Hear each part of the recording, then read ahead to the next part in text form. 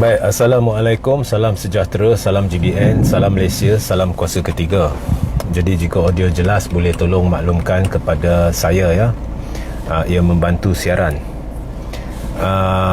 Dan sila like dan share ramai-ramai juga ya.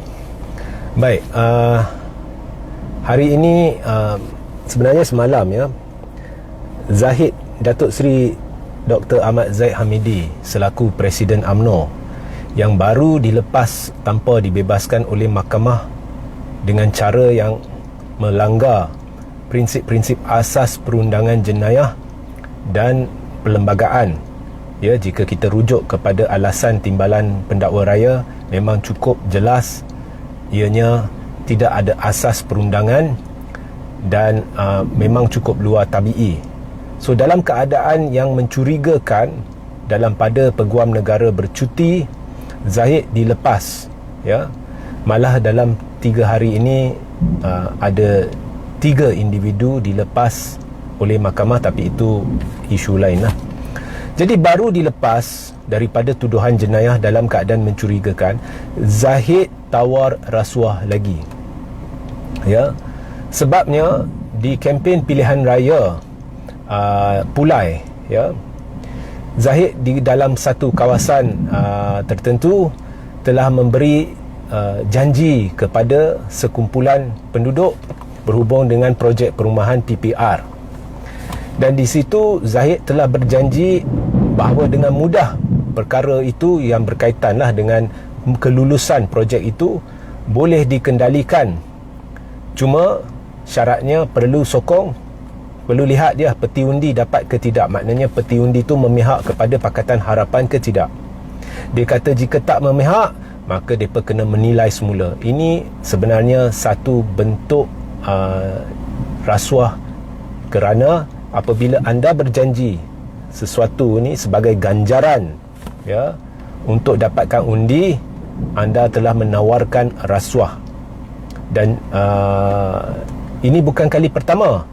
Kali pertama berlaku di pilihan raya negeri, 6 negeri yang berlaku. Di Terengganu, Zahid telah berjanji juga untuk memberi dana beratus ribu ya, 200,000 kepada kelab penunggang motosikal, 200,000 lagi kepada depa ni, depa tu, dengan syarat undi calon depa ya.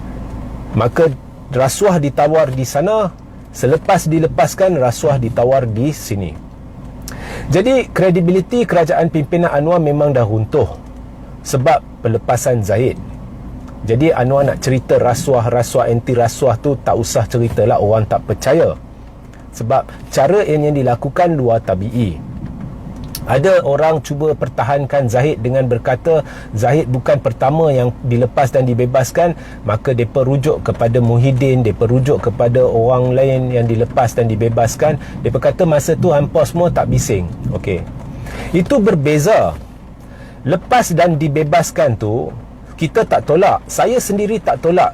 Anda perlu ingat, Zahid pernah dilepas dan dibebaskan atas 40 pertuduhan jenayah melibatkan Ultra Kirana.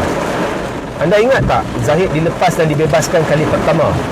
Kalau tak ingat, saya ingatkan lagi lah. Ini kali kedua Zahid dilepaskan. Kali pertama Zahid dilepas dan dibebaskan. Tetapi pada masa itu saya tak bising. Okey, dia tengah hujan ya, jadi saya kena cakap kuat sikit ya, harap boleh dengar ya. Saya tak bising, malah saya membuat satu rancangan bersama Peguam Muhammad Hanif Katri Abdullah. Dan di dalam perancangan itu, saya masih ingat Muhammad Hanif Katri Abdullah bersetuju dengan penghakiman. Setelah membaca penghakiman penuh, dia kata itu betul. Jadi pelepasan dan pembebasan Zahid betul. Jadi masalah kita bukan dengan Zahid. Kalau betul, kita kata betul. Kali pertama, 40 pertuduhan pertama dulu Zahid dilepas dan dibebaskan, saya ada buat show dan kita kata ianya betul. Tapi pada masa itu Zahid belum lagi diminta membela diri. Mahkamah baru mendengar kes pendakwaan dan mahkamah memutuskan bahawa kes pendakwaan tidak berjaya membuktikan prima facie, maka Zahid tidak perlu membela diri, dia dilepas dan dibebas. Itu tak ada masalah. Muhyiddin pula, dia belum lagi dibicarakan walaupun proses mahkamah sudah bermula, tetapi pendakwaan belum lagi walau sehari pun berbicara, memanggil saksi dan sebagainya. Sebelum sempat pendakwaan membuka kes mereka, Muhyiddin telah membuat satu permohonan kepada mahkamah, dan dia telah rayu bahawa kes dia tidak ada asas. Dan akhirnya mahkamah telah menyemak semula dan bersetuju bahawa bukan hanya kes Muhyiddin tidak ada asas, kes pendakwaan cacat.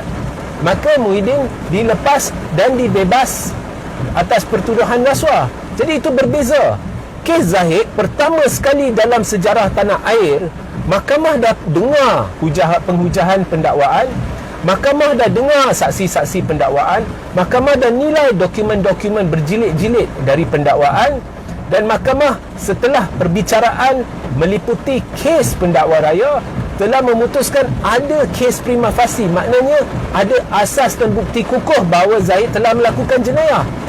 Maka mahkamah telah memberi peluang kepada Zahid untuk membela diri, ya, untuk menimbulkan hanya satu keraguan, ya, untuk dilepas dan dibebas.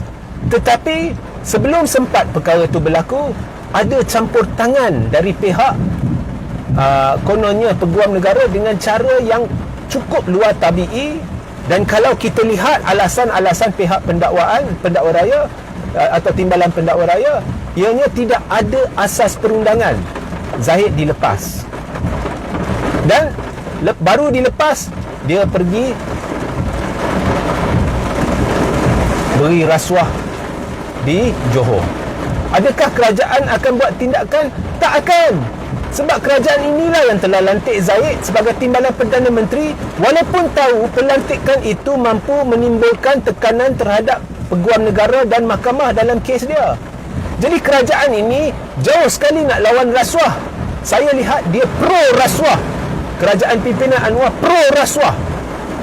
Dan tidak ada tindakan yang diambil terhadap Zahid kerana menabur rasuah pada masa PRN. Dia berjanji nak heret Zahid ke mahkamah kerana skandal LCS, tidak diheret. Dinaikkan pangkat ke TPM. Jadi saya lihat kerajaan ini pro rasuah. Jadi bagi mereka yang akan mengundi di PRK Pulai, fikirkanlah, ya, perkara ni sebelum anda membuang undi. Sehingga kita berjumpa di lain masa. Jangan lupa share, ya, ramai-ramai. Assalamualaikum, salam sejahtera, salam GBN, salam Malaysia, salam Kuasa Ketiga.